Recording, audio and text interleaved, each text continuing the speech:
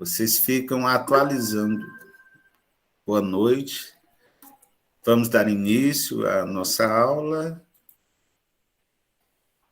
de Fundamentos Históricos, Filosóficos e Sociológicos da Educação 2. Eu sou Vicente Martins, professor do curso de Letras da Universidade Vale do Acaraú, uma das grandes universidades estaduais do Ceará. Inclusive, ela está no ranking, né? Como uma universidade boa, uma universidade, naquele ranking do Estadão, a UVA, o curso de letras da UVA, ela está bem situada. Não é uma universidade regular, não é um curso regular ou ruim, é um curso bom, com tendência, se você observar, com a tendência de crescer a cada dia. Na aula de hoje, videoaula, na verdade, nós vamos tratar da chamada tendência progressista libertária.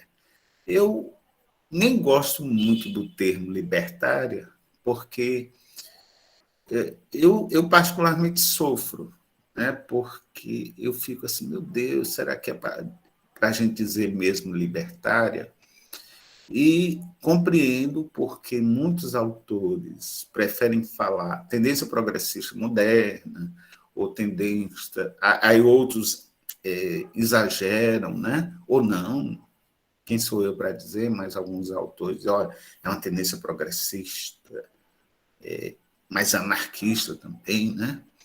E às vezes a gente se apega muito numa terminologia e num olhar assim reducionista. Ela pode ser libertária e anarquista, mas numa perspectiva boa, uma perspectiva de modernidade, né? de feição nova para a educação, que é mais ou menos o que a gente vai olhar. De forma muito tranquila, né? Vamos apresentar essa temática para vocês.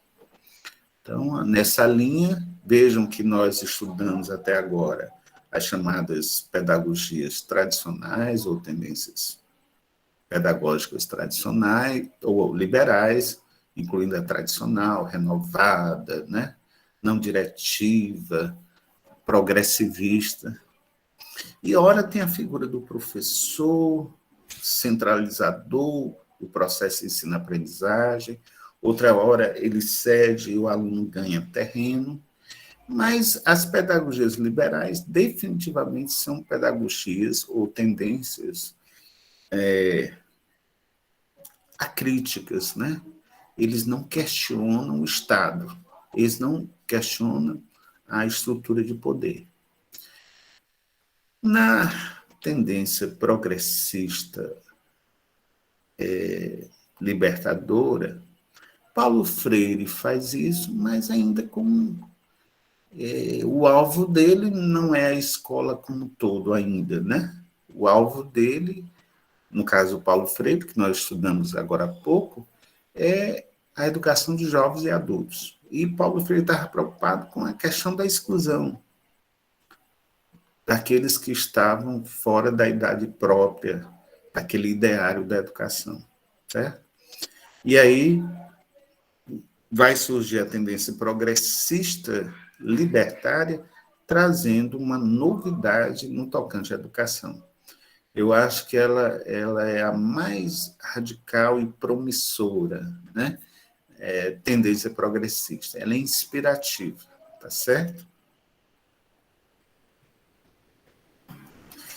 Eu gosto muito desse pedagogia, eu fiz questão do Maurice Tardif e o Louis Levasseur,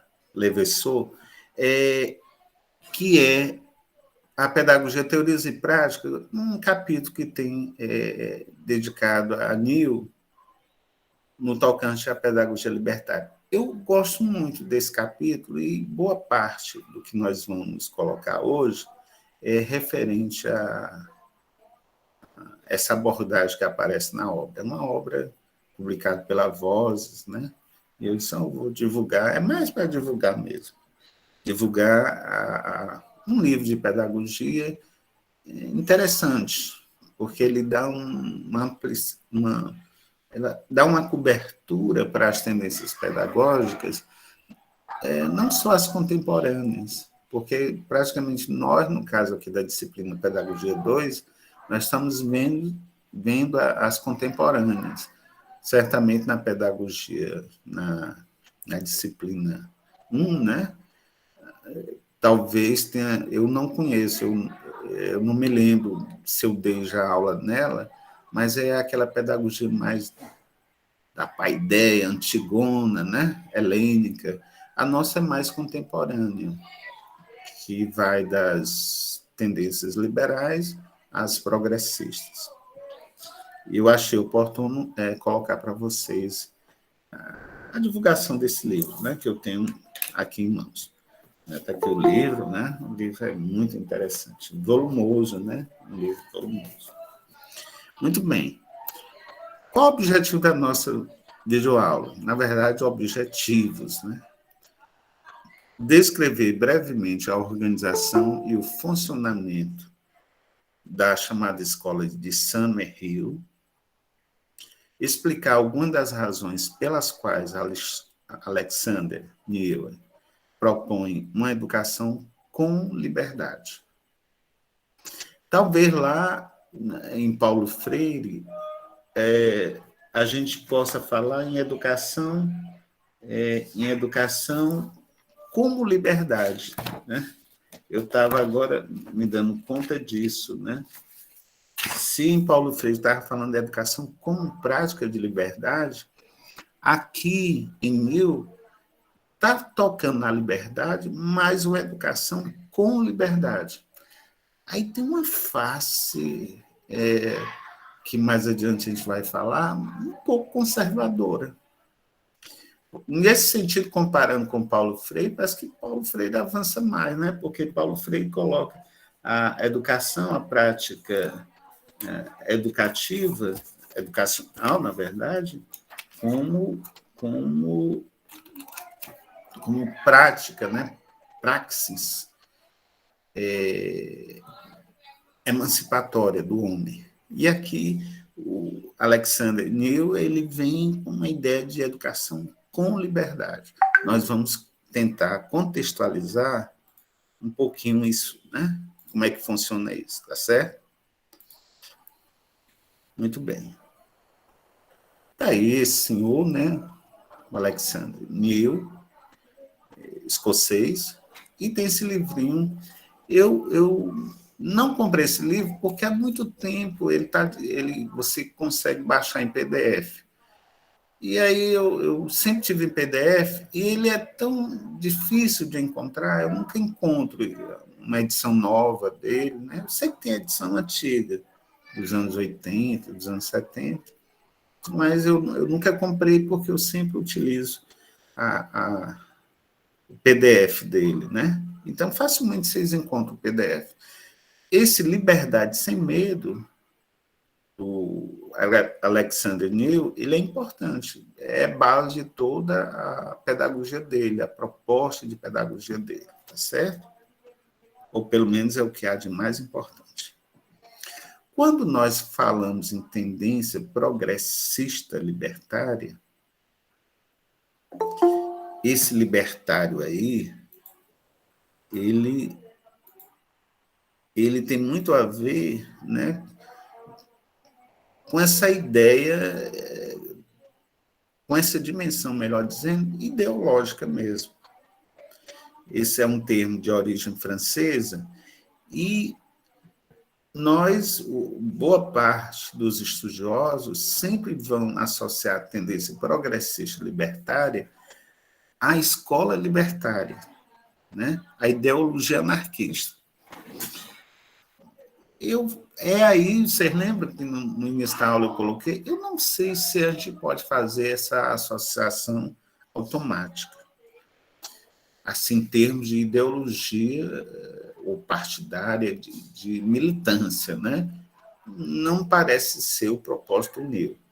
Mas faz sentido a gente falar que tem um contexto de escola libertária aí, que nós vamos tentar apresentar ao longo da nossa aula de hoje.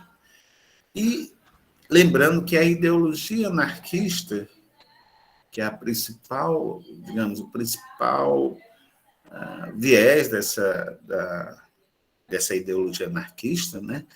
É uma escola, é um pensamento que vai defender, sobretudo, a liberdade absoluta e, portanto, a supressão de todo governo e todas as leis. Então, isso, por exemplo, quando você fala em ideologia anarquista, é isso, realmente é isso. É aquela a liberdade absoluta, supressão de toda a estrutura de poder, fim das leis, né? De qualquer forma de coerção. É uma ideia anarquista mesmo, nesse sentido. E, ao mesmo tempo, tem um padrão, né? No entanto, a escola de Mill, eu não acho que deva se confundir com a ideologia anarquista, certo?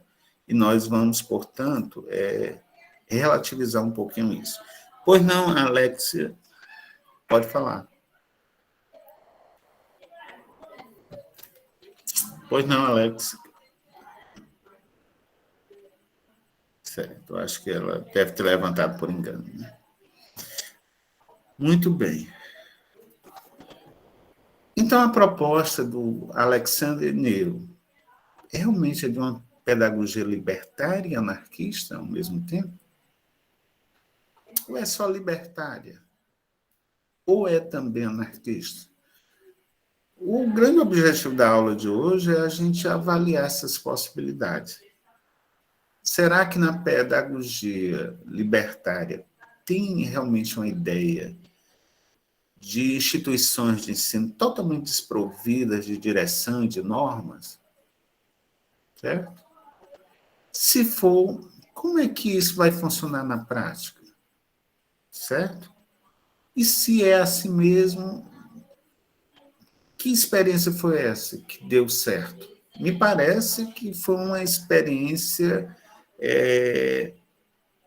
vitoriosa, né? Porque praticamente eu acho que já se comemora 90 e tantos anos, né? Desse modelo do NIL, né? Nos Estados Unidos, na Europa, aqui no Brasil também se ensaiou, né? Se ensaiou alguma coisa parecida. E ainda tem, certo? Mas, como nós somos uma sociedade conservadora ainda, ela não afronta, né, o modelo do Estado. Muito bem, então, o grande objetivo da aula de hoje é a gente observar um pouco essa dimensão. Pois não, Rafael, pode falar. Professor, é o seguinte, há que ser observado alguns fatores, né? Porque, por exemplo, tem que ver digamos assim, essas pessoas que consideram esse modelo talvez como anarquista, talvez olhem por um ponto de vista diferente, por não fazer referência ao mesmo modelo que eles, né? E a gente sabe que cada discurso, cada olhar, ele tem um viés, digamos, que direcionado, né? A gente vê isso na teoria do discurso, porque cada discurso ele tem um propósito. Pode ser que essa tendência libertária ela seja uma maneira de adaptar, sei lá, o modelo educacional, de forma que realmente renda diretamente né, para os alunos, para as pessoas que aderem a esse modelo. Essa relativização que a gente deve fazer, né? Por exemplo, nenhuma escola, nenhuma instituição é neutra, certo? Nenhuma instituição é neutra. Verdade, nenhuma instituição é neutra. Por exemplo, se você vai para uma escola dita cívico-militar, ela não é neutra. Se você vai para uma escola privada, tipo particular, né? Que a privada pode ser particular, pode ser confessional, pode ser comunitária, ela pode ser diversas formas administrativas. Nenhuma escola é neutra, certo? E quando eu digo que não é neutra, isso significa o quê, professor? Que estão lá uma ideologia. Uma ideologia está lá perpassando. De forma explícita, não. Só para dizer para vocês uma coisa que me marcou nesse contexto que eu estou colocando, e que o Rafael chamou a atenção aqui, né? No conjunto dessas relações institucionais e humanas. Eu estava numa grande escola em Fortaleza, uma escola dita burguesa, né? Uma escola para filhos da elite, e tinha um professor lá excelente, um professor de história muito respeitado, uma figura respeitadíssimo, né? Aquele cara que você, boa, professor ele ensinava fora, preparava para os concursos, para promotor, juiz, era uma referência no Ceará, e é ainda uma referência. E um dia ele, no ambiente de sala, nessa escola, esse dia eu estava na escola, né? Eu não ouvi quando ele falou isso, mas ele começou a falar mal dos políticos. Aí, tipo assim, deputado é ladrão, todo vereador, deputado, senador, todo mundo é ladrão. E aí um aluno levantou o braço e disse, eu discordo do senhor. Ele disse, por que você discorda? Porque meu pai é o deputado fulano de tal, e meu pai não é ladrão.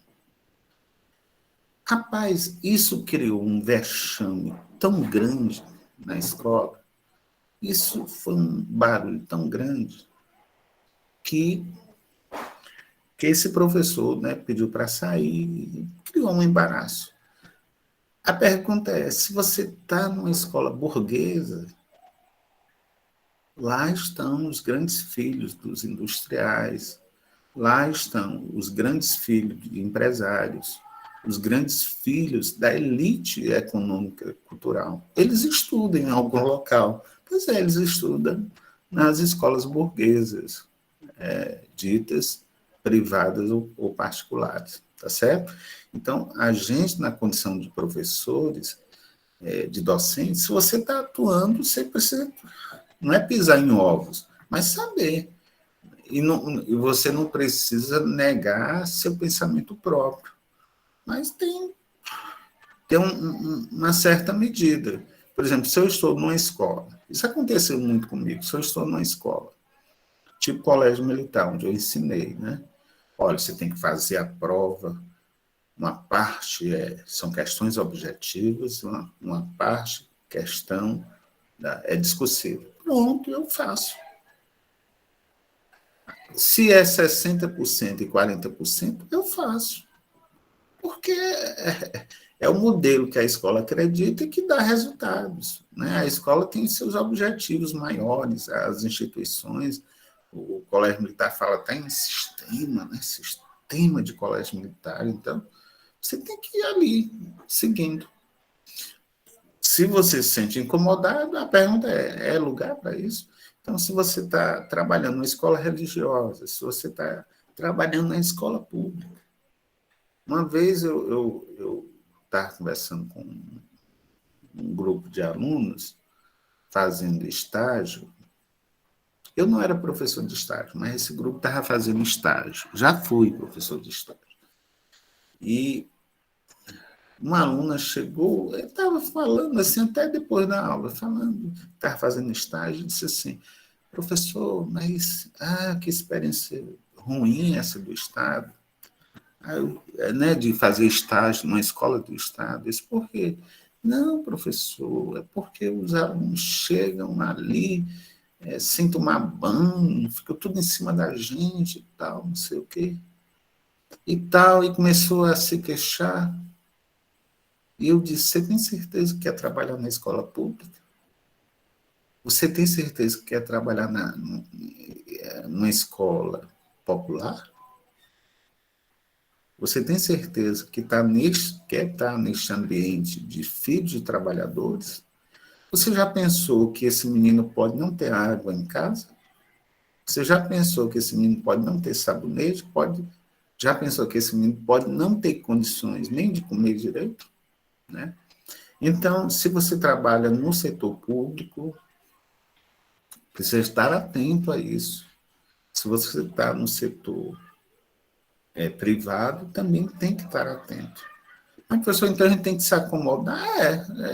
É criar não uma acomodação automática, mas a gente precisa ter esse mapa de tendências pedagógicas para a gente atender às diferenças, né? É como eu sentar com um grupo de amigos em que algum votou no partido tal, ou no presidente tal, outro votou tal, e é meu amigo de infância, eu vou perder minha amizade com ele? Não, eu escuto, faço a minha ponderação, contesto, mas não vou puxar uma arma, não vou brigar com ele, esmurrar, porque ele votou no partido tal. Não, né? Peraí. A gente estabelece, a gente tem que ter um grau de civilização. No nosso caso aqui, a gente precisa ter um grau de conhecimento para lidar com essas situações vexatórias, que às vezes ocorrem, né? Ocorrem situações vexatórias que a gente precisa responder e tem que responder a partir daquele viés ideológico mesmo, né?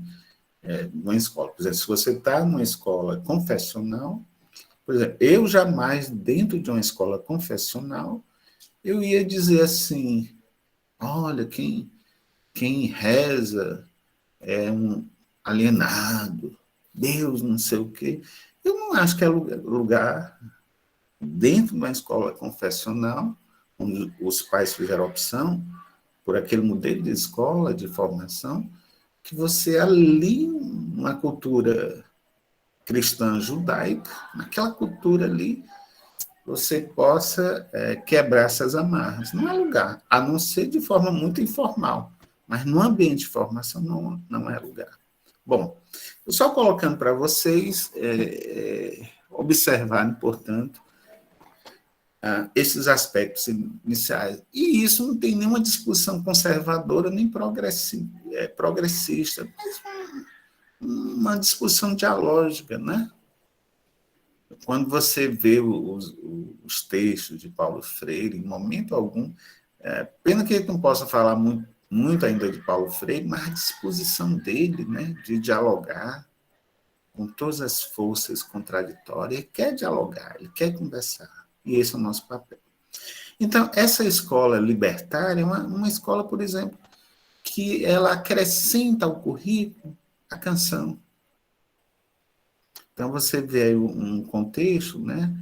Só que aí a gente chama também essa escola libertária de escola moderna. No Brasil, ela recebeu muito nome de moderna, né? Inclusive, no Ceará, nós tivemos uma escola moderna, que não era realmente anarquista.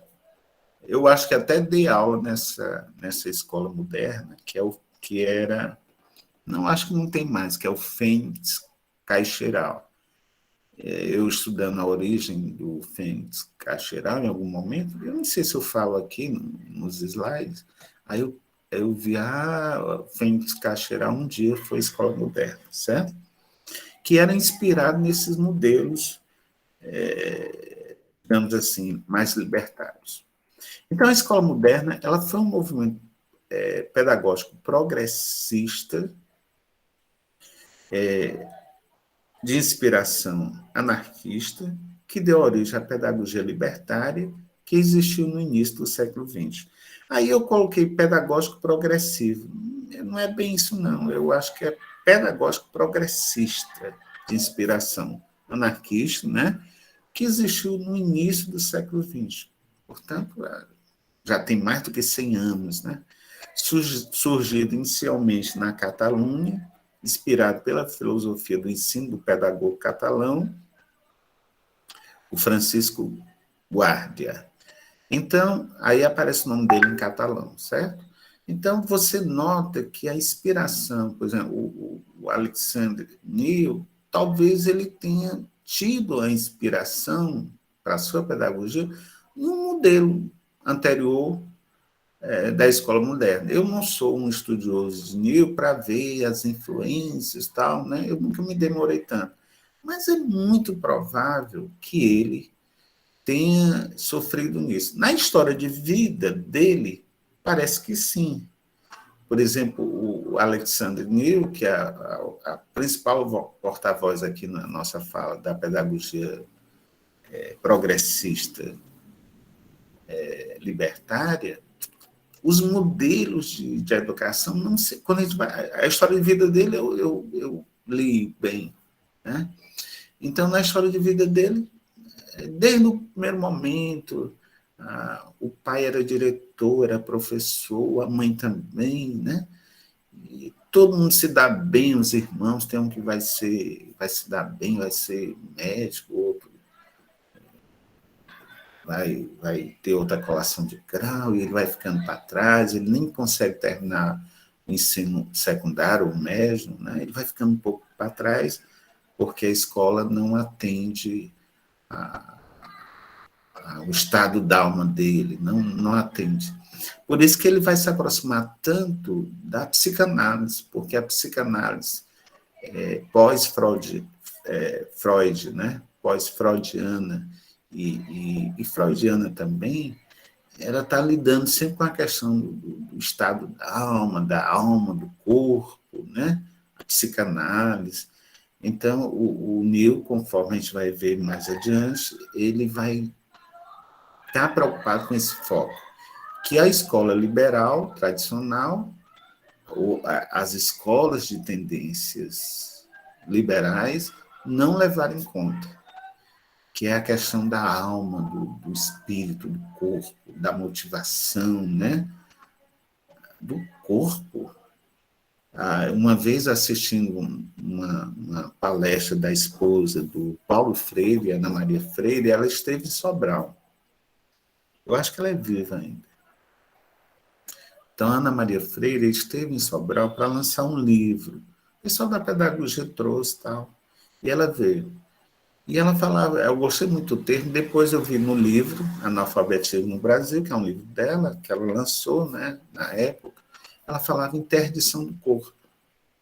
Então, a escola tradicional jesuítica, por exemplo, ela interditava o corpo, a voz, porque a todo instante estava mandando a criança calar, cala a boca, silêncio, cala a boca, senta aí, interditando os passos, os gestos, a fala, a expressão, né? Interditando e deixando a pessoa ali recolhida em si. A escola que nós passamos, ela foi um pouquinho disso, né? O tempo inteiro interditando a nossa fala. Resquício, certamente, do modelo tradicional. Bom, o próprio guarda aí, ele foi simplesmente fuzilado por defender um modelo de escola moderna,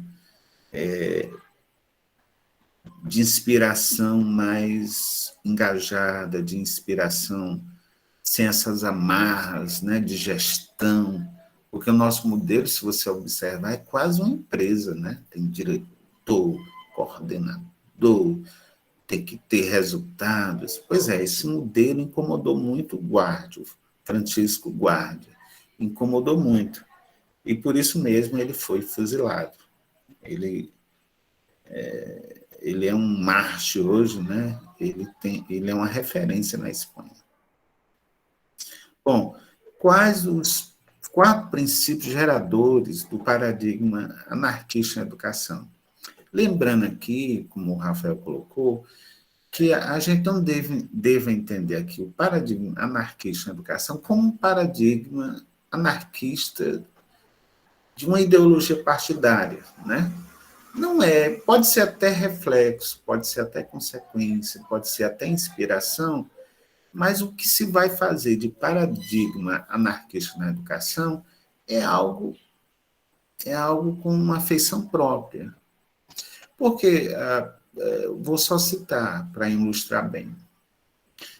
Quando eu digo, por exemplo, que a pedagogia tradicional, a pedagogia liberal,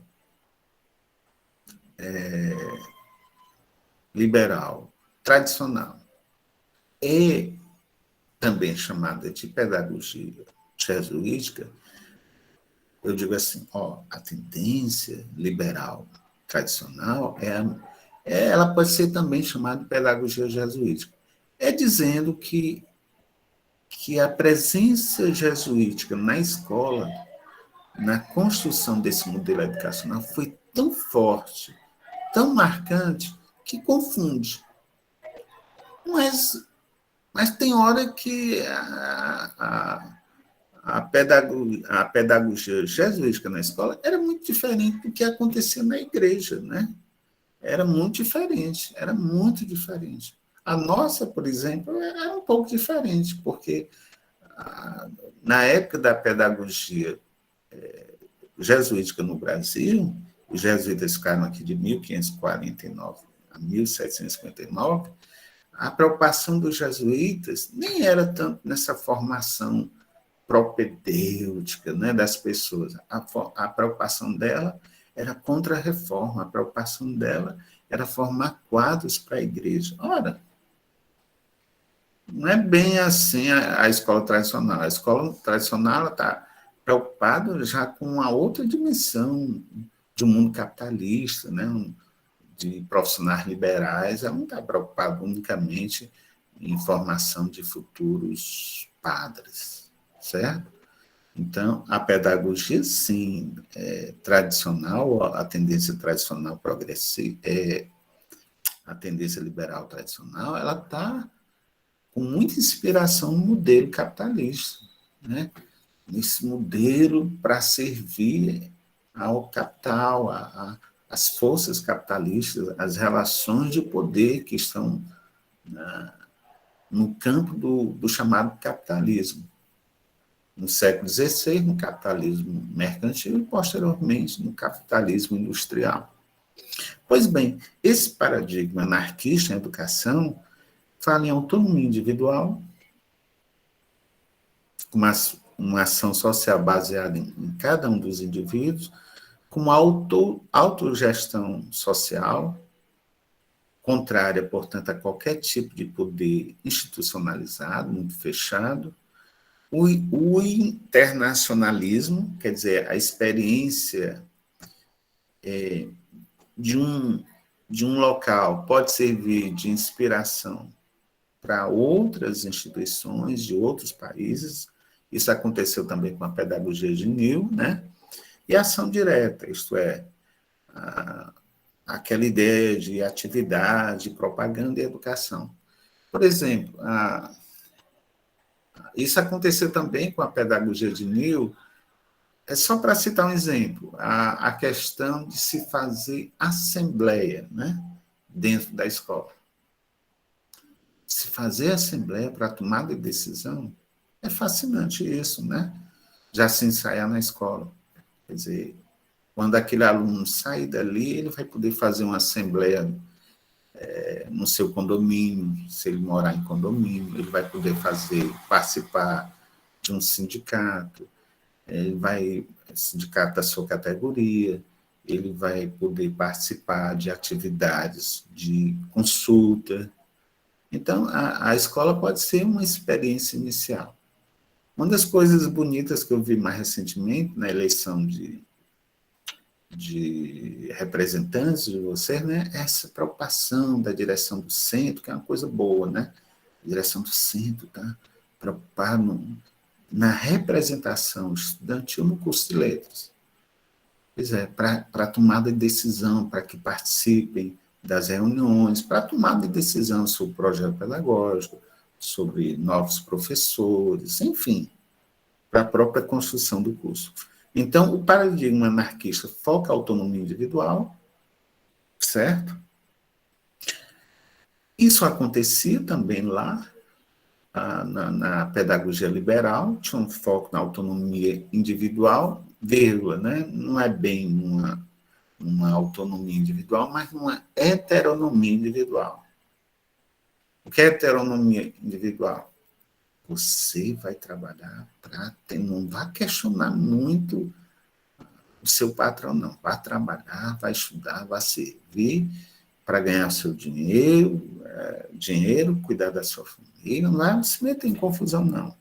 Então, na verdade, nem a autonomia individual, né? Aqui não, nesse modelo, a gente já pode falar realmente em autonomia.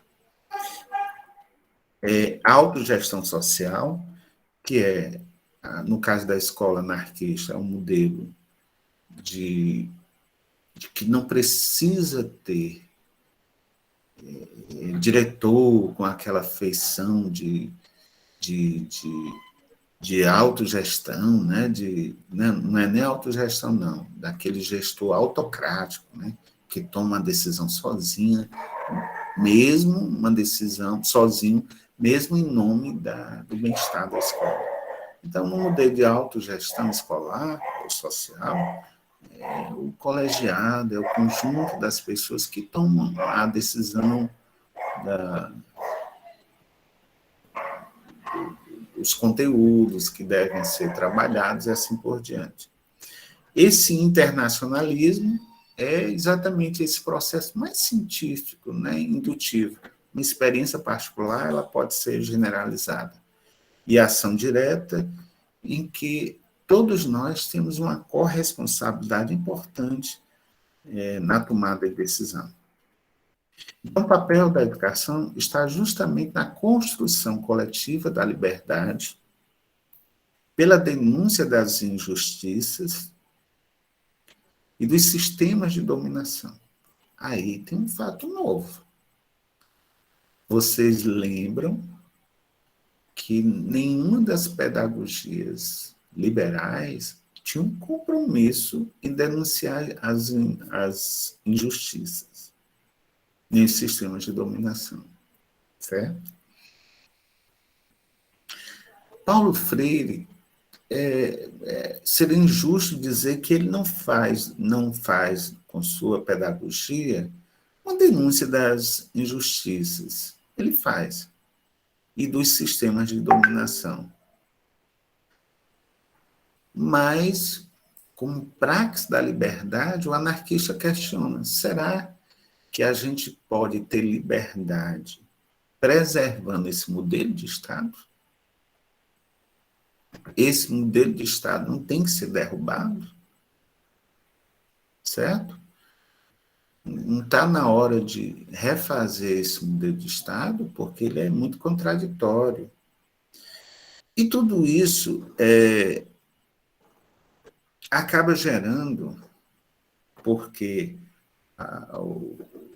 para lembrar aqui o Althusser, né, que é marxiano, o Althusser diz, olha, esses aparelhos ideológicos do Estado, incluindo a escola, a justiça, os meios de comunicação, né, isso é muito complicado, você alterar essas relações de poder.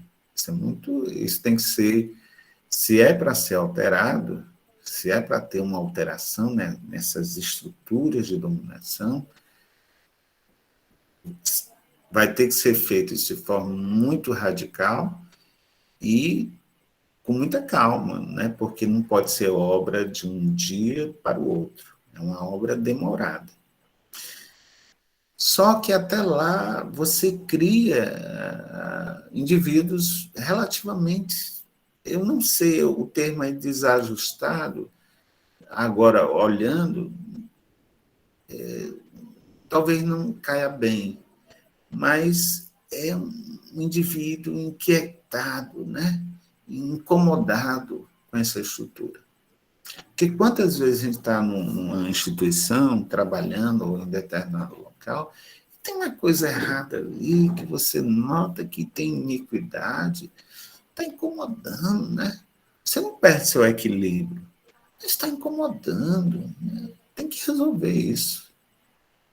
Mais recentemente, vocês viram, esta semana, ontem, um pedido de exoneração em larga escala no MEC, né? Numa ponta do MEC importante, que é o INEP, que é onde se faz o Enem. 35 servidores deixaram suas funções. Permaneceram nos seus cargos, porque são concursados, mas deixaram suas funções. E aquelas funções ali, eles perdem, quando eles deixam, eles perdem dinheiro. Eles vão perder dinheiro ali, vão perder mais 5 mil, 6 mil, 7 mil, 8 mil reais, e pesa. Brasília, logo, que é um local muito caro, né, no país. Então, por que houve um pedido em massa? Né? Porque se sentiram incomodados. Estavam lá sentindo. Aí, vamos sair, melhor sair, tá certo? E aqueles que não se compatibilizam com o Estado e com a estrutura capitalista. Aí, isso é muito claro. Todas as tendências anteriores, elas aceitam o Estado como está, esse modelo de Estado. Mesmo quando é um modelo de Estado social, no primeiro instante é social, mas eles transformam esse social em Estado neoliberal, né? Porque, no caso brasileiro, né, outras pessoas poderão até falar melhor do que eu, quem sou eu, mas o Estado brasileiro é um Estado, assim, do ponto de vista formal, constitucional, um Estado social, um Estado liberal. Mas quando os governos chegam, eles chegam com uma certa ânsia neoliberal, né? Eles chegam com propósitos neoliberais. Por exemplo, a educação. Às vezes as pessoas ficam citando Fernando Henrique Cardoso, né, como uma referência importante, nada contra, inclusive um grande economista.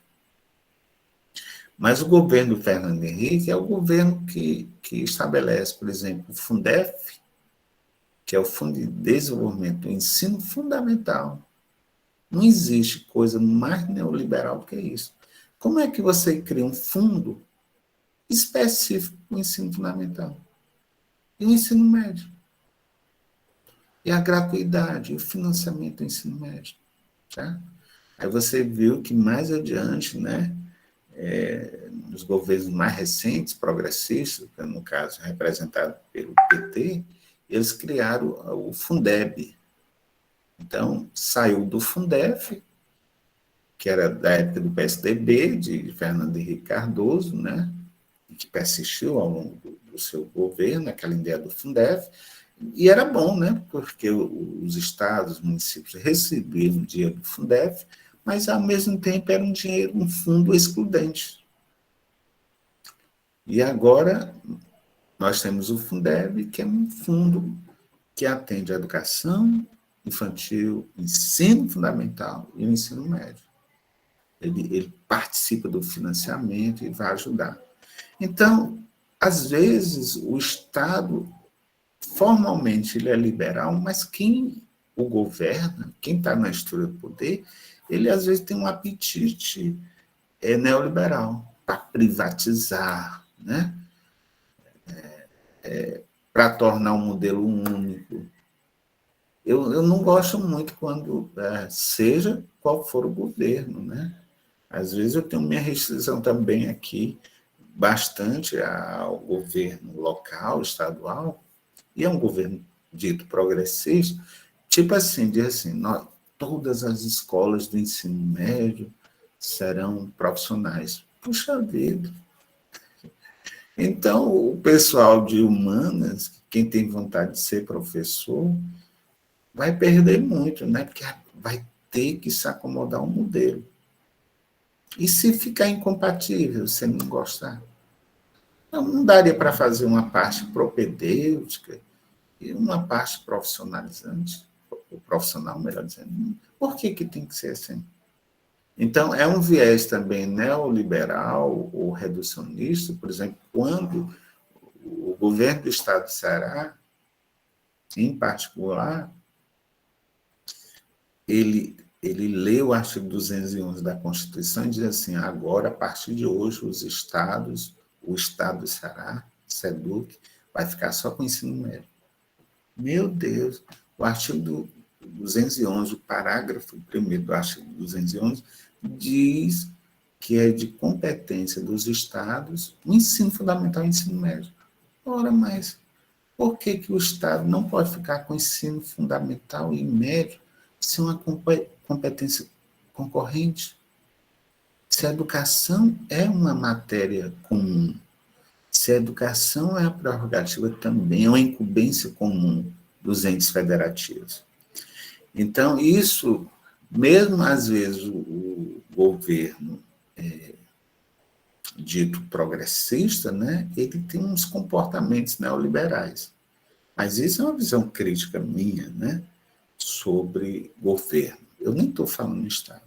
Mas quando você abre a Constituição Federal, as constituições estaduais, eu as estudei muito, né? Eu me dediquei durante anos, ainda hoje leio bastante sobre a questão da educação nas constituições, a educação como matéria dessas constituições nacionais e subnacionais. Aí a gente vê que o conjunto de intenções ali esbarram em entraves de práticas neoliberais. Então, o que são práticas neoliberais? Reducionistas. Vamos oferecer educação pública, mas só ensino fundamental que a gente vai garantir financiamento. Ora, mais. Se é direito público subjetivo, a educação básica, como é que um governo não vai dizer que é prioridade a educação básica? Porque a educação básica é educação infantil, ensino fundamental e ensino médio, certo? Então, no fundo, a grande contribuição do paradigma anarquista é exatamente chamar a atenção. Olha, tem situação que não combina, não está assim. E esse modelo de dominação também ele cria uma inibição, digamos, para uma boa prática. Pois não, pode fazer a pergunta. Na verdade, o senhor fez aí uma observação interessante quando falou a respeito das representatividades, né? Por exemplo, o senhor falou a questão dos governos e tudo. Quando eles assumem, né, a pasta, digamos que o país ele tenha um sistema de educação com a corrente X.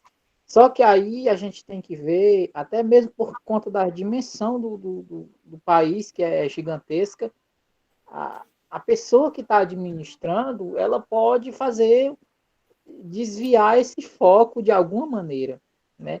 E por isso que acaba que, às vezes, essas tendências elas sejam mal interpretadas, como é o caso da anarquista. Aliás, eu queria até saber, tipo assim, o que esse termo significa realmente, porque a gente sabe que o tempo ele distorce as coisas, né? Ou seja, as pessoas, né? De repente, uma pessoa quer que um modelo seja mal visto ou que seja visto de forma negativa, e isso acaba se perpetuando dependendo da pessoa que esteja lá gerindo. A gente vê muito essa questão de diretores, de escola, acontece muito isso. De repente a escola tem um padrão tal, e aí a pessoa que assume já faz de outra forma, e isso acaba, de certa forma, manchando aquela instituição. Mais ou menos isso. Pois é, só eu poderia te responder assim, brevemente, né? Por exemplo, pela etimologia da palavra, já dá para a gente entender mais ou menos o que é na prática, né? O anarquismo. Então, a palavra anarquia, ou o anarquista, né? Um anarquista é aquele que defende a anarquia, né? Então, o a aí quer dizer não, é a palavra de origem grega. E o restante aí, anarquia, governo, né? Aproximando aqui, por aproximação.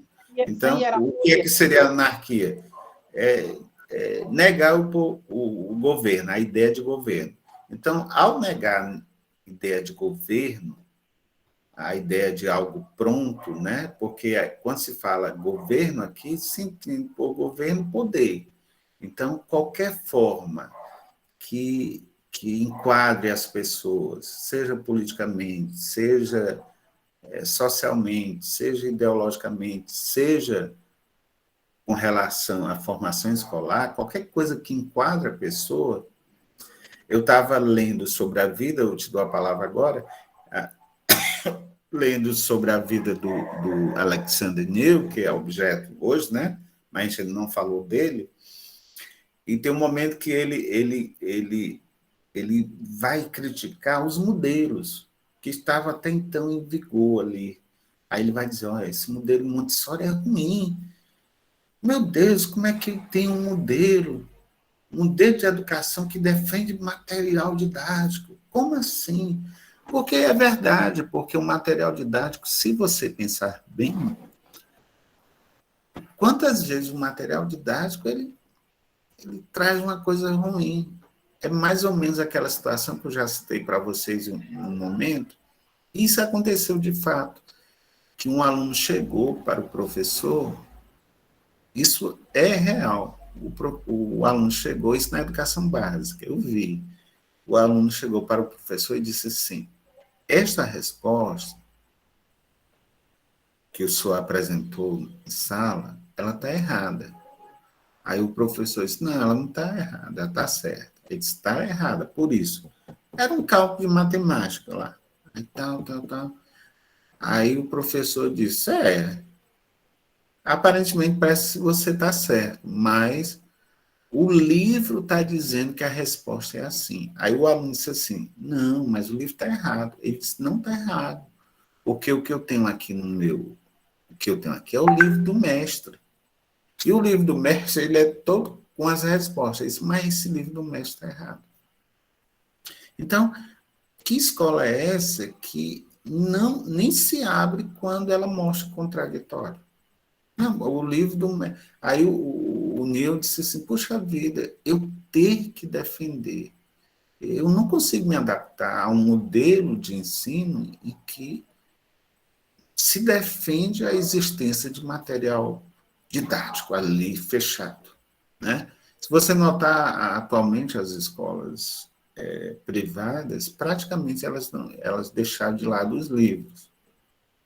É sempre o material apostilado, né? São as apostilas. Por quê? Pode ser apostilha e apostila, viu, gente? O material apostila. Por quê? Porque é uma forma melhor de atualizar, né? No contexto hoje de globalização, às vezes uma informação que você coloca está errada, e dá tempo de corrigir ali, imprimir, né? Rodar mais uma vez. Já o livro, não. Parece que ele fossiliza logo aquele conhecimento. Pois não, Rafael, você queria colocar? Eu acabei interrompendo.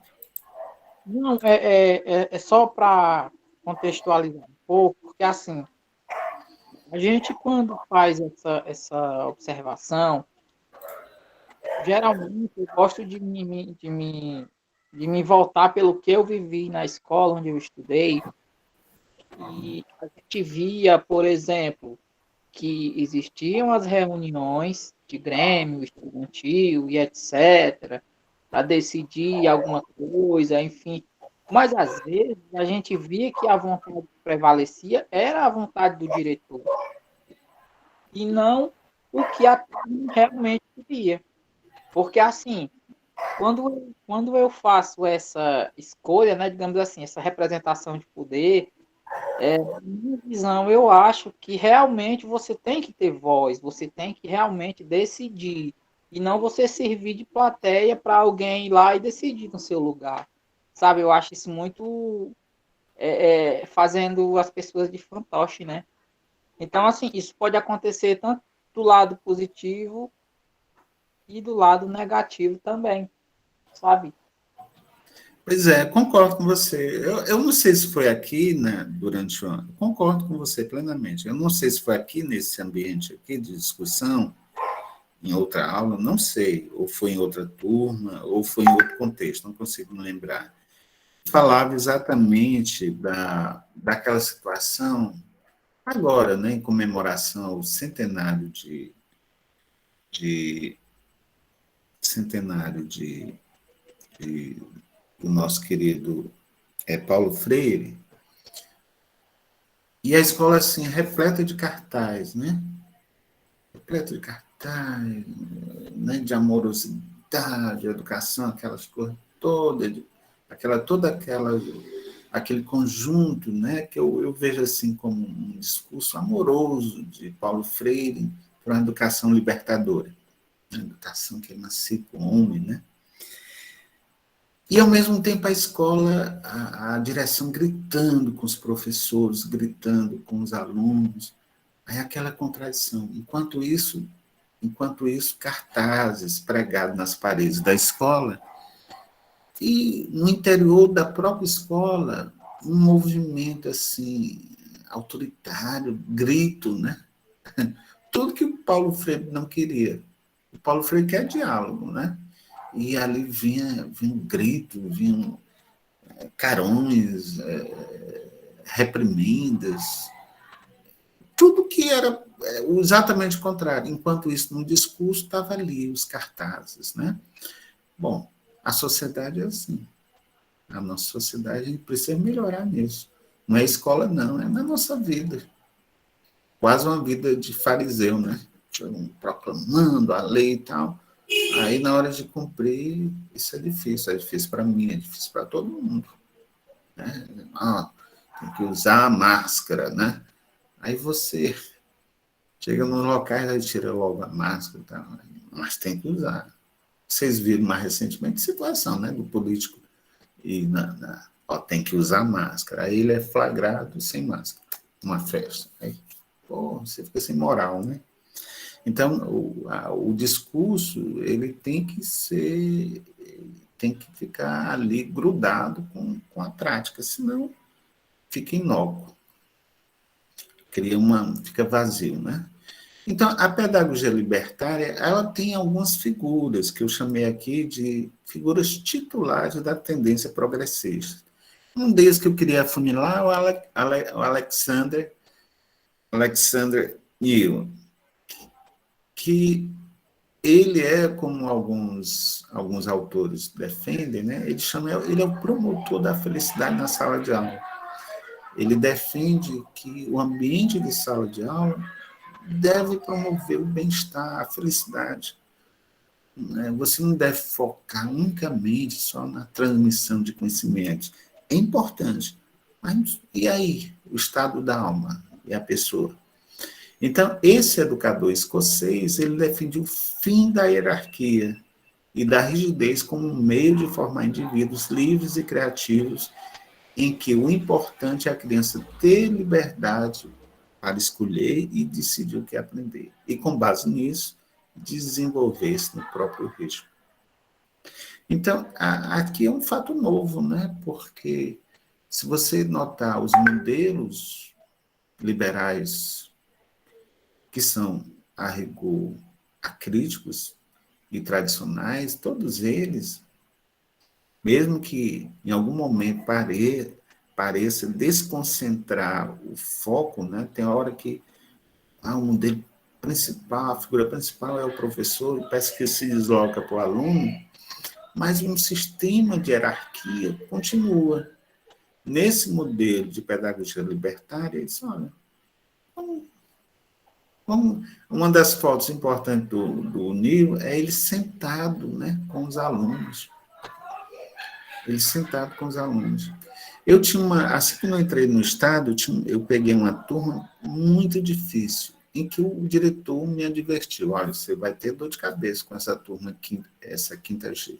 Era uma turma de quinta série, isso na rede estadual de ensino, com muita discrepância de idade, né? Pessoal com 20, 22 anos, fazendo a quinta série, e que não estavam no supletivo, estudavam à noite. Em determinado instante, eu tinha muitos livros didáticos que eu recebia paradidáticos, melhor dizendo, que eu recebia das editoras, e um dia eu disse, pessoal, vamos escolher aqui um livro de leitura. Aí, inicialmente, eu pensei em colocar em cima do birô, mas não agregava. Aí eu peguei, me sentei assim, fui jogando no chão os livros, assim, lentamente jogando no chão, e disse, vamos agora sentar. Aí foi uma festa, aí todo mundo sentando assim no chão e escolhendo os livros para ler. Ora, na verdade, a liberdade de ensinar deve ter uma correlata liberdade de aprender, né? Eu me lembro que o aluno disse assim, professor, eu quero ler lá no canto ali, posso ir ler? Posso. Eu quero ir lá para o corredor, posso ir? Vá lá para o corredor. Aí, quando deu um intervalozinho, eu tinha 2 tempos com ele, fui lá no diretório, eles não vão ficar aqui espalhados, mas eles estão lendo, porque eu dei um tempo, ó, vocês vão ler, toda quinta-feira vão ler, depois vão falar um pouquinho do que leram. Aí eles dizem, eu quero ler ali sentado, eu posso ler botando meu pé por lá? Pode. Faça isso, depois a gente volta. Então, formar indivíduos livres e criativos, isso é importante para garantir essa liberdade da criança e, sobretudo, a liberdade de escolher, decidir o que é que ela vai aprender. Quer dizer, o que é importante para ela, para usar o termo de Frank Smith, o que é significativo. Porque tudo aquilo que nos é significativo, ele vai ficar na nossa memória de longo prazo, fica estável. Lembre-se daquilo que você aprendeu, que sabe bem até hoje. É muito provável que até hoje você goste muito. Às vezes eu converso com alunos que dizem assim, se tratando de língua portuguesa, professor, eu gosto muito de verbo. Naquela época eu aprendi, o cara me deu uma técnica lá, ainda hoje eu gosto de conjugar os verbos. Não. Foi significativo para ele, aquela pedagogia, aquela técnica de ter aprendido com verbo, sem precisar memorizar, né? Ele teve um jogo lá, usou paradigma, não sei o quê, e assim por diante. Então, tem uns que dizem assim, eu tenho um gosto por sintaxe, eu tenho um gosto pelo texto literário, de gênero crônica, de gênero romance, né?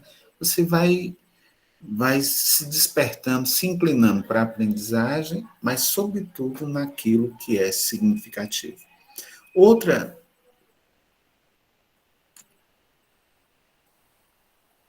figura importante da pedagogia libertária é o Michel Loborreau. Então, é um educador francês que criou a pedagogia institucional, na qual defende o conceito de autogestão. Para ele, toda autoridade provém do medo que temos do outro, sendo que este medo é uma forma de defesa. Se o outro pode me atacar, devo antecipar-se a ele. Então, nesse conceito aqui de autogestão, gente, é para desaparecer essa autoridade.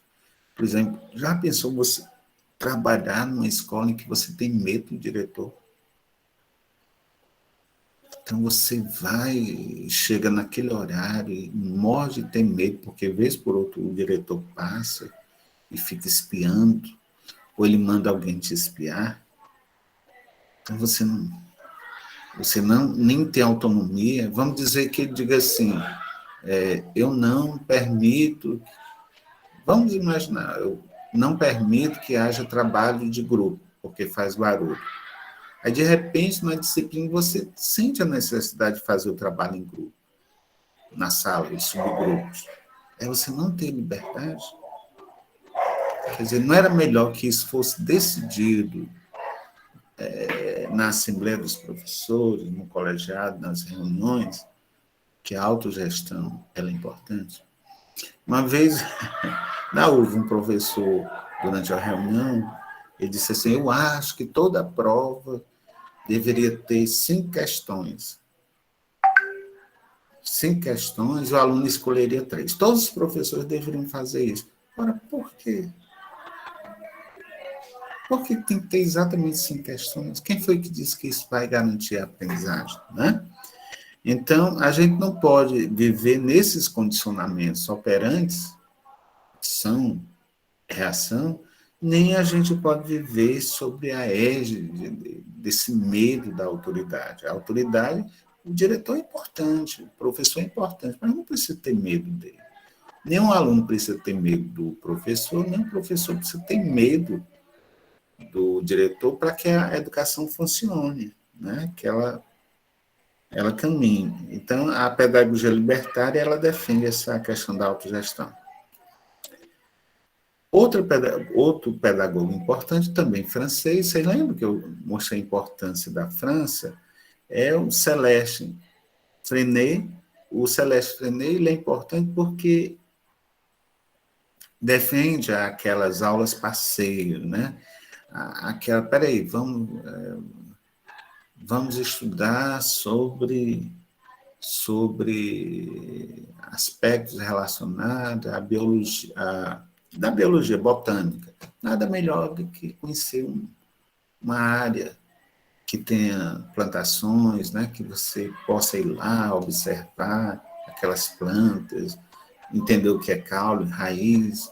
Vamos imaginar que você... Eu até fiz uma proposta, um professor até essa semana não, no mês passado, ele falava, e eu tinha conversado com o professor sobre isso, que essa aula passeio, no caso de Luziaone, eu defendia que o aluno, a não instituição, a educação básica de Sobral, criasse uma parte no seu currículo, aula passeio. Eu nem usei esse termo, eu falei de turismo literário, certo? Em que, para conhecer melhor a obra Luziaone, aí iria um ônibus lá para Fazenda Ipueiras, ali do Ipu, e iria percorrendo, né, a região noroeste, mostrando os vários momentos descritos na obra Luziaone, até chegar na Serra da Meroca, onde a Luziaone foi morta. Aí, contando isso, um professor se animou, fez esse trabalho. Aí o Denis Mello, que é professor, disse, professor, eu fiz isso também. Uma vez utilizei essa técnica, que não era minha, né? Eu falei em turismo literário, mas, na verdade, essa pedagogia do Frenet, aulas passei. E o jornal de classe, né? Uma das coisas que eu sinto falta no curso de letra, no nosso curso, é a falta de um jornal, de um boletim, né?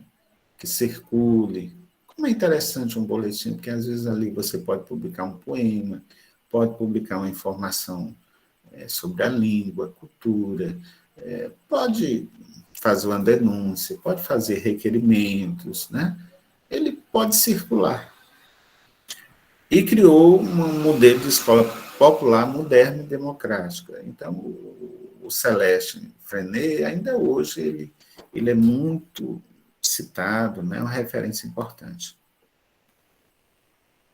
O Maurício Trachtenberg, ele também, nessa linha mais francesa, libertária, né, ele defende uma pedagogia crítica, fundada também na autogestão, dando autonomia ao aluno, solidariedade, crítica a todas as normas pedagógicas autoritárias. Então, aqui é interessante porque ele coloca o seguinte, vamos ver tudo que nós herdamos das escolas liberais e vamos ver o que não é legal, o que é autoritário. Vamos imaginar que a gente reconheça como forma autoritária um carão, uma reprimenda assim explícita, né? Assim, sem qualquer uma reprimenda, o professor dá um carão no aluno e leva o aluno a um constrangimento, digamos. Se isso é autoritário, não há lugar para ter esse tipo de prática, por exemplo, uma prática de constrangimento. Vamos imaginar, eu vou dar a palavra agora. Eu me lembro que eu trabalhei numa escola que tinha uma orientação que era assim, entregue as provas, mas entregue na ordem decrescente. Então, era assim, os alunos, né, que tinham tirado 10, eles apareceram. Então, aqueles que ficavam por fim já sabiam que ia tirar nota baixa. Hoje eu sei como essa escola era autoritária ao orientar o professor a fazer isso. Então, chegava lá com a pilha de prova, aí, José não sei o quê, não precisa nem dizer parabéns, porque ele era o primeiro. O último era nota abaixo de 5, abaixo de 4. Pois não, pode falar, amigo. Não, o professor falou aí em relação ao constrangimento. Aí eu lembro que uma vez eu fui para uma época aí de uma Copa do Brasil, eu nem lembro de futebol, não lembro qual era, não. E aí eu, no calor da festa, né, eu fui à aula com uma camisa da seleção brasileira. Aí a professora, acho que na época ela era coordenadora, ela chegou para mim e falou assim: olha, vá para casa, vista a sua farda, porque você está com uma roupa indecente. E eu nunca mais esqueci esse fato, porque eu acho assim que, mesmo que eu não estivesse com a roupa adequada, né? Mas esse termo eu achei assim um tanto quanto discriminante, sei lá, alguma coisa dessa natureza, discriminador. Constrangedor, né? Você fica ali indecente, aí onde é que está essa imoralidade, essa indecência, né? Você Eu me fica... senti um bandido, eu. Pronto, pronto, é isso mesmo. E é isso, né, Olívio? Aquele comportamento não é para ser seguido, né? E isso não quer dizer que você não deva usar farda, mas a forma como as coisas funcionam, esse tipo de abordagem ou exposição, às vezes cria um constrangimento. Isso não quer dizer, por exemplo, na minha prática, às vezes eu fico assim, puxa vida, eu fiz isso, né? Às vezes eu fico me lembrando. Eu me lembro, né? Já, puxa vida, eu chamei a atenção do aluno assim, hoje eu já não faria. Assim como um modelo de criação com os filhos, né? Os filhos, a gente parece que a gente é mais duro que o outro, é porque a gente vai melhorando, né? E por isso que é muito importante, gente, né? Para caminhar para a nossa reflexão final, como é importante os estudos, como o conhecimento nos humaniza, como a sociologia nos humaniza, como a filologia nos humaniza, como a filosofia nos humaniza, como o conhecimento do direito nos humaniza, como os conhecimentos, os saberes, ouvir o outro, como isso nos humaniza. Humaniza na tomada de decisão, na reorientação sobre práticas. Por isso que é tão importante a formação. Certo? Um dia desse, conversando com uma amiga, aí disse assim, um amigo, na verdade, aí eu dizendo, eu estou fazendo meu terceiro pós-doutorado, né, pela Universidade de Compostela, na Espanha. Aí eu disse, vixe, eu não fiz nenhum, já está. Aí eu disse, mas é porque eu estou querendo aprender. No momento eu estou fazendo um pós-doutorado sobre expressões idiomáticas na Bíblia. Eu estou querendo aprender isso. Melhor dizendo, é isso também, mas melhor dizendo, expressões idiomáticas de inspiração bíblica na literatura. Esse é o meu trabalho. Quer dizer, expressões idiomáticas que estão na Bíblia, de inspiração bíblica, e que os autores, Machado de Assis, Alencar, eles utilizam no seu texto, nos seus romances, né, em particular. Aí eu digo, olha, eu nunca fiz isso, quero aprender. Aprender por esse viés, quero entender mais a literatura nacional, tá certo? Então, uma das figuras importantes nessa pedagogia libertária é o Miguel Gonçalves Arroio. O Miguel Gonçalves Arroio é um grande defensor, inclusive, da educação integral, essa educação em que as escolas profissionais, elas têm muita inspiração no Miguel Gonçalves Arroio, que foi até parlamentar. Eu acho que, inclusive, ele dá orientação agora nessa CPI da Covid. Se não me engano, Miguel Gonçalves, ele dá uma contribuição no documento final da CPI da Covid, né, do Senado. Nascido na Espanha em 1935, veio para o Brasil escapar da ditadura de Franco, e aqui ele fez, ele defende a pedagogia em que deve haver diálogo com a realidade dos alunos, especialmente nas áreas mais vulneráveis. Então, é muito importante. Vocês lembram naquele começo de conversa em que uma aluna reagia ao fato de aquele aluno não estar tomando banho ou aquele aluno estar com a fardinha suja naquele dia? Sim, sim. Quer dizer, naquele momento, talvez se ela tivesse perguntado um pouco sobre os pais, né? Olha, como é que Teu pai faz o quê? Tua mãe faz o quê? Você mora onde, né? Talvez até ela se mobilizasse para uma ajuda material para superar aquilo. E ele até aceitasse, aquela criança aceitasse isso, né? Porque nós aceitamos. Eu estudava no colégio militar e não tinha dinheiro. Minha mãe lavadeira não tinha dinheiro para comprar livro. Um dia, quando o professor se mobilizou para me dar um livro, conversou com outros professores para que me dessem livro, fez diferença. Mostrou o meu lado, assim, olha, viu, eu sou estudioso, estava faltando só livro nas minhas mãos. Então, é tipo assim, olha, eu gosto de ser cheiroso, mas para isso eu tenho que ter água, tenho que ter sabonete, tenho que ter sabão. Do contrário, como é que eu vou ter se eu sou criança? Né? Então, aqui o Miguel Arroyo, ele está dizendo como é importante dialogar sobre a realidade dos alunos. Uma das coisas, eu não sei se foi a Inguedore, uma vez a Inguedore da linguística textual, ela dando uma palestra em Fortaleza há muitos anos, não sei se eu era aluna ainda, talvez. E ela colocando, ela disse assim, faz diferença quando você chega para o aluno, tipo assim, o aluno, você constata na redação dele, que ele escreveu assim, o pessoal foram.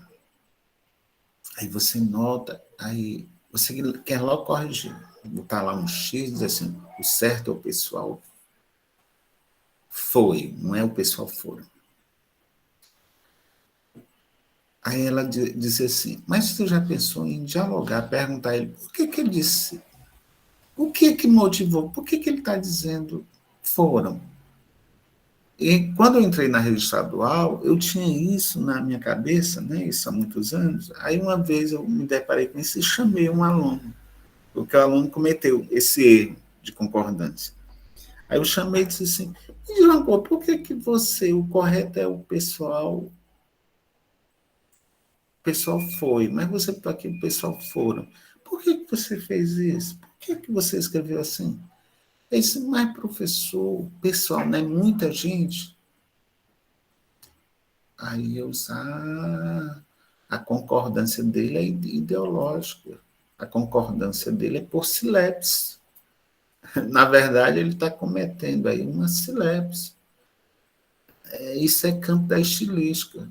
Só que a gramática normativa não está no campo da estilística. A gramática normativa está no campo da estrutura da língua, né? Está no plano formal da língua. Então, se o sujeito está no singular, o verbo vai para o singular. O verbo concorda com o sujeito. Mas como aquele momento em que a pessoa me falou, aquele aluno me falou, que era da rede estadual, ele me deu a explicação dele, me deu a versão, como fez diferença na minha pedagogia. Porque ajudou no meu diálogo. Aí eu fui conversar com ele, olha, a língua não se sustenta aqui nas ideias. A gramática normativa se sustenta na realização da língua, né? Na frase ali realizada. Então, se o sujeito está no singular, o verbo fica no singular. Melhor do que simplesmente apontar um erro, né? Apontar simplesmente o defeito. Bom, eu vou, para encerrar mesmo, vou só falar do papel da escola e deixar o restante com vocês. A pedagogia libertária espera que a escola exerça uma transformação na personalidade dos alunos. Vocês viram, lembram que mais cedo eu colocava que a principal, Neil é a principal referência, e o Neil está sempre preocupado com isso, com aspectos de psicanálise da personalidade. É muito mais do que comportamento, é entender como é que está o corpo e a alma, como é que as pessoas estão se sentindo, se estão bem, se caminham para uma felicidade. Porque quanto mais você é feliz, mais você está propenso a aprender. Eu me lembro que eu tinha uma professora isso na graduação em letras, uma professora de didática, que ela dizia assim, aluno que é amado é aluno disciplinado. Então, se o aluno perceber que você gosta dele como pessoa humana, que você tem carinho, a tendência dele é ficar atento à sua aula, a ser disciplinado, certo? Então, aí ele diz, ó, a transformação da personalidade dos alunos no sentido libertário e autogestionário, quer dizer, que a pessoa por si só decida sobre sua vida, inclusive no momento de aprender. Então, a ideia básica é introduzir modificações institucionais a partir de níveis subalternos, que em seguida vão contaminando todo o sistema. Então, aqui, o papel da escola é alterar esses modelos institucionais mais duros, né? Porque foi nessas relações de um manda e outro obedece, né? Esse discurso, ó, ele manda e eu obedeço, o que ele toma de decisão eu sigo, que acabou contaminando todo o sistema, acabou criando uma relação de subserviência. Eu gosto muito, claro, eu não abro mão que você me chame de professor, eu adoro, eu gosto que você me chame de professor, professor Vicente, eu adoro.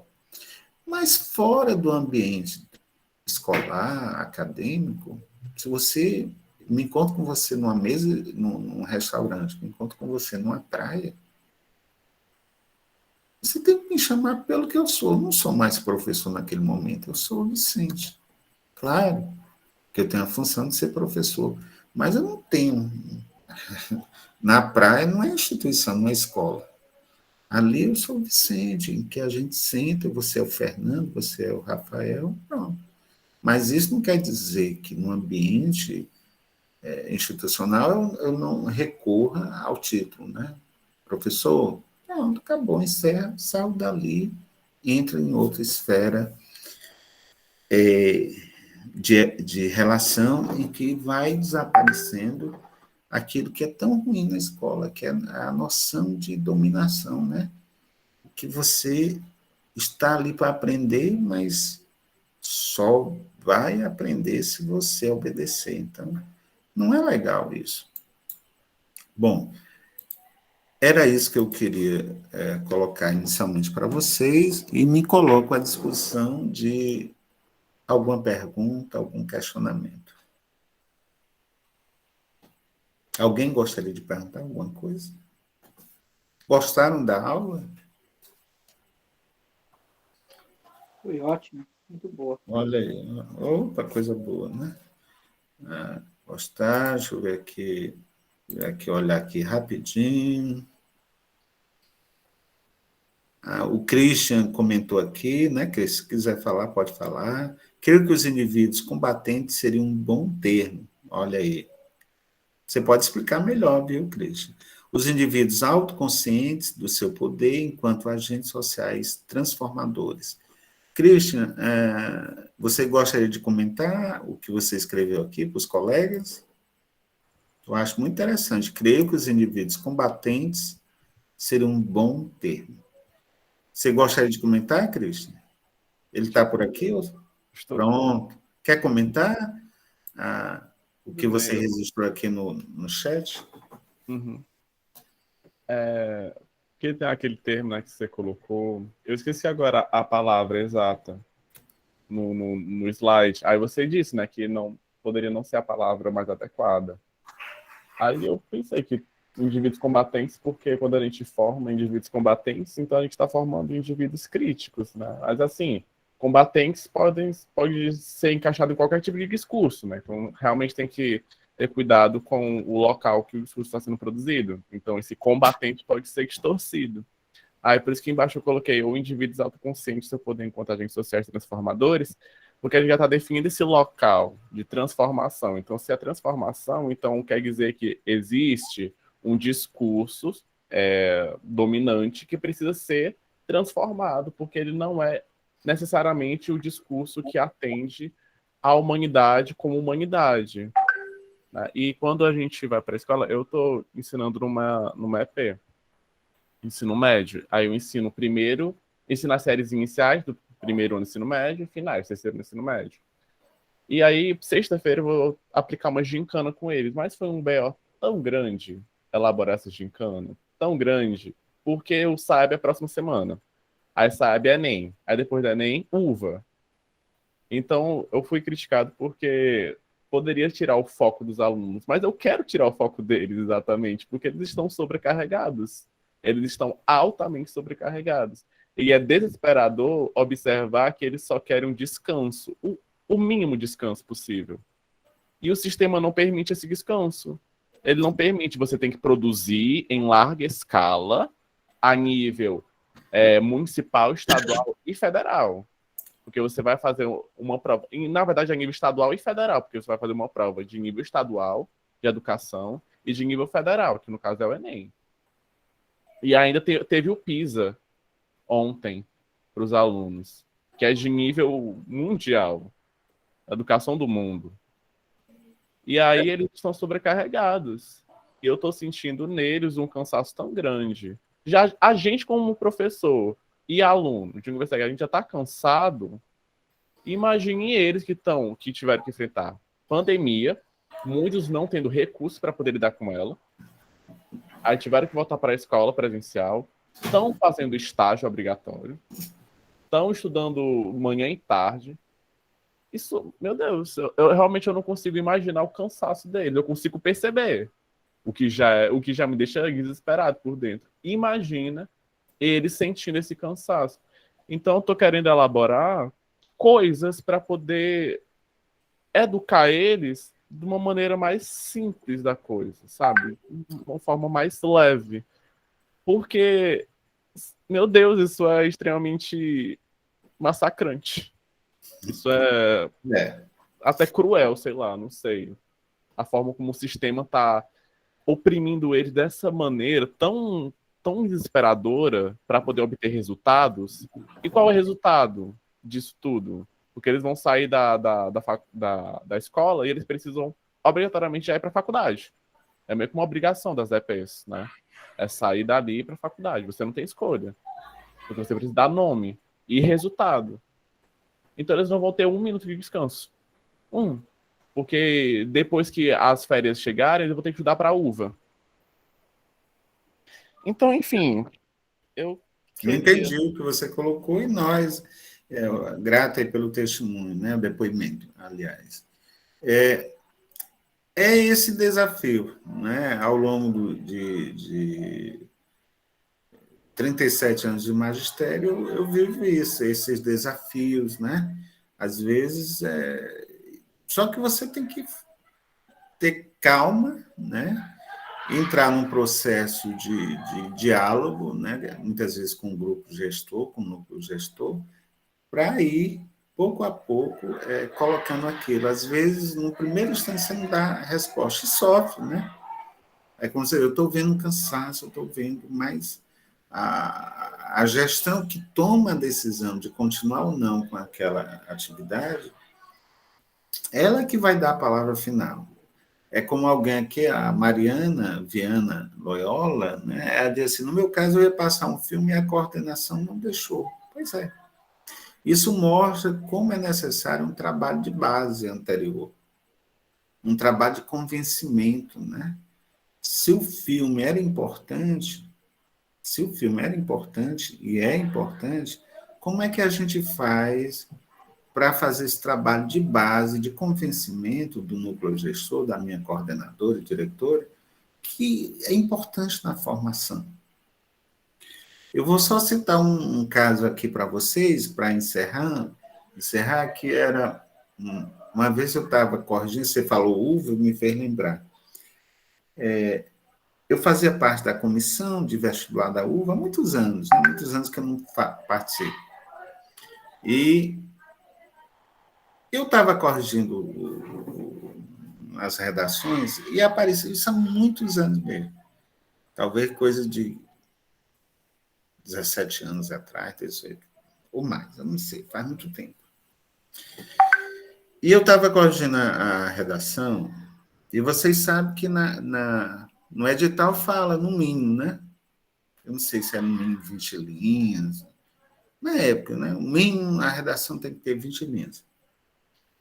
E um concorrente, ele colocou lá, fez um texto mais ou menos de 8 linhas, 9 linhas.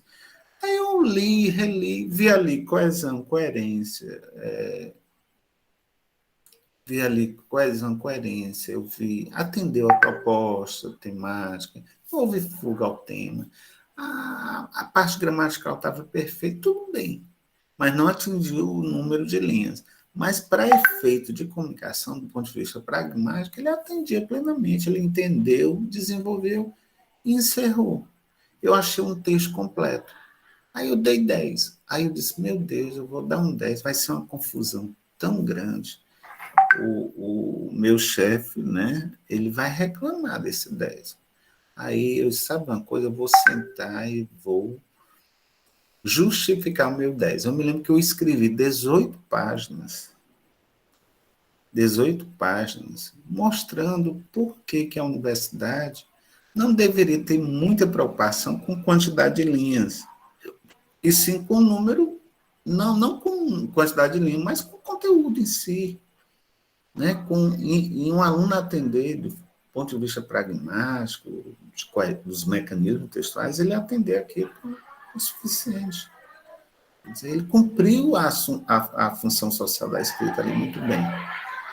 E eu me lembro que eu entreguei a pessoa lá, o coordenador, disse, não, tudo bem, eu não vou discutir com você, está bem fundamentado, mas é bom a gente evitar isso, né? Porque não sei o quê. Então, mas eu coloquei, e aquele 10 ele permaneceu. Lamento, parece que eu notei depois, eu observei, que esse aluno parece que não foi aprovado, eu perguntei alguma coisa. Mas não por conta da redação, né? Mas ele teria tudo para ser logo reprovado, descartado na redação. O Rafael Souza aqui fala em gestão autoritária, de certa forma. Às vezes a gestão é autoritária, mas às vezes a gestão é simplesmente autocrática. Autocrática em que sentido? Ela está cumprindo as normas, as diretrizes estabelecidas por uma superintendência, né? por alguém superior à própria escola. Ali um grupo de gestores estaduais ou municipais que está dando aquelas diretrizes e que devem ser cumpridas, né? Então, às vezes, aquele núcleo gestor da escola, ele nem tem força para reverter. Precisaria realmente de um trabalho de base com a própria gestão da estrutura de poder da Secretaria de Educação Municipal ou estadual, né? Daquele grupo maior. Muitas vezes aquelas ordens, aquelas orientações são de cima para baixo.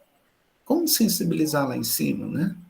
O secretário de Educação, o superintendente, o diretor, o coordenador geral de avaliação externa, né? Como sensibilizar para uma revisão de procedimentos. Tal. Então, você nota que, às vezes, o diretor que está na ponta, o professor, particularmente que está na ponta ali, está seguindo ordens, né? Que vem lá de cima e que você precisaria de novas estratégias para chegar a essas autoridades. E isso se faz com diálogo, se faz com conversa, com uma certa calma. Às vezes, no primeiro momento, você não consegue, mas no segundo, continua batendo a porta, né? É como aquela história que eu falei inicial, que um militar disse, você vai morrer de fome sendo professor. Não vou morrer de fome, não. Vai ser difícil, mas não vou morrer de fome, não. Aí você vai reagindo, né? Fui numa escola, bateu a porta, aí depois voltei, bateu. Aí você vai cutucando. Então, a vida é assim, nessa persistência. Escalonamento de ordens, né? O Rafael Souza colocando aqui. Exatamente isso. É escalonamento. Na verdade, é só um escoamento, um escalonamento, né? E um escoamento de decisão. Ali na ponta está escoando. O Cristo, sim, eu imagino que tenha sido difícil, né?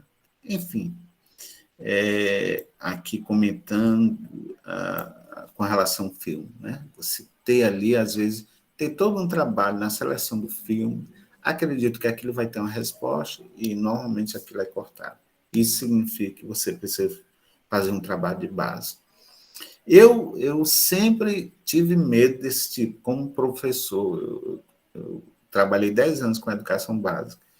Eu sempre tive medo de uma chamada de atenção. O que é que eu sempre fiz? Foi tentar convencer logo a coordenação ou a direção. Eu sempre gostei, por exemplo, de fazer trabalho de equipe, mas os alunos no chão. Aí é complicado, né? Uma escola burguesa, o aluno sentar no chão, aí vão logo alegar, vai sujar a roupa, não sei o quê.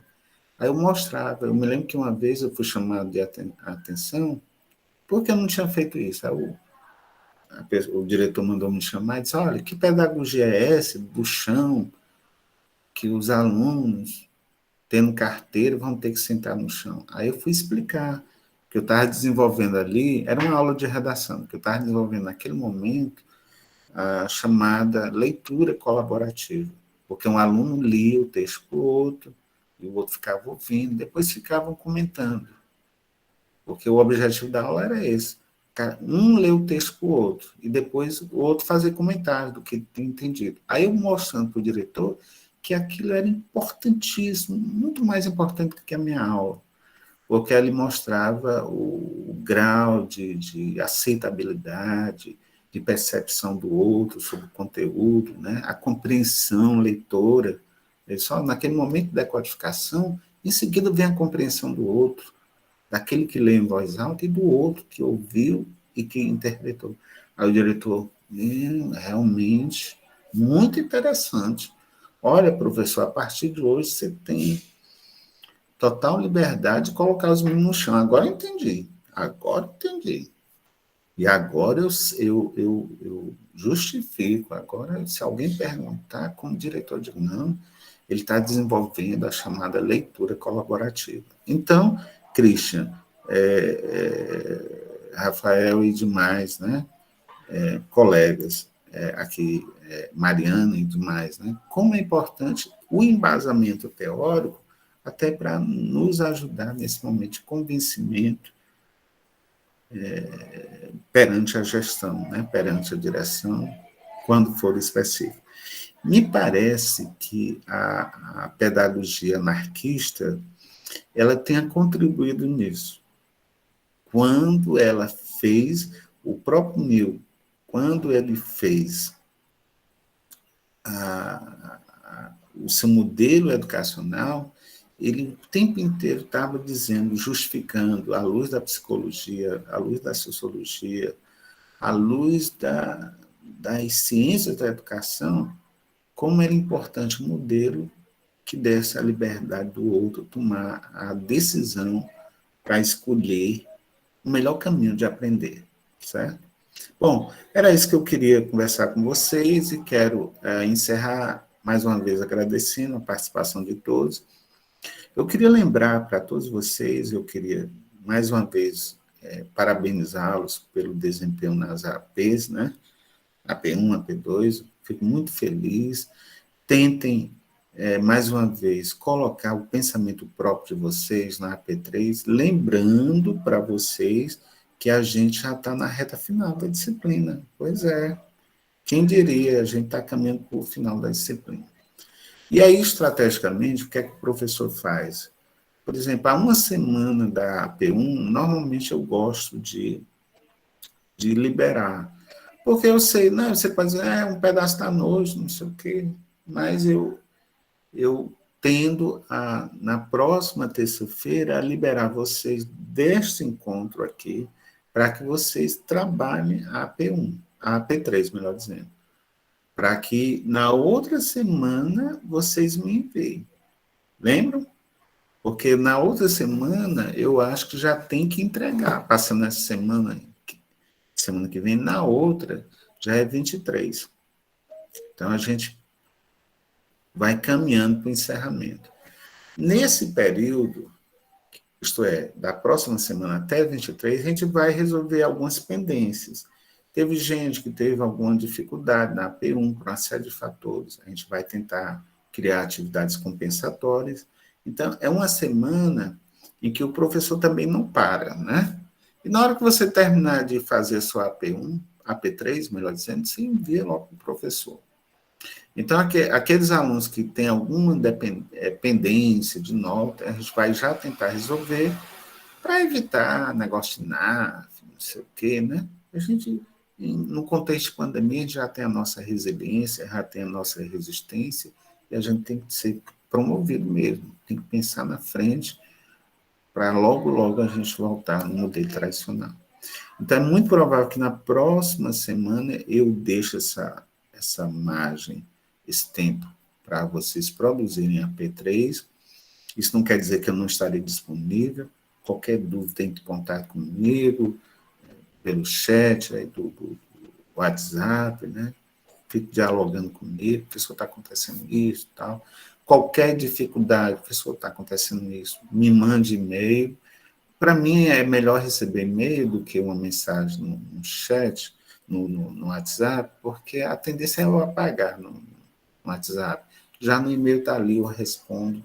Eu nunca deixo de responder e-mail. Então, eu respondo e-mail e é bom até para mim, né, e para você também. Eu justifiquei isso. Qualquer coisa justifica, manda. Na verdade, quando você me manda e-mail, você está dizendo que está conversando comigo. Só isso, né? Então, gente, boa noite. Tenha uma noite, um restante de noite tranquila, né? Grato por estarem até esse momento aqui e fico à disposição de vocês, né? Para qualquer coisa que eu possa ajudar no decorrer desse momento, tá bom? Boa noite a todos. Boa noite, professor. Tchau. Boa noite, colega.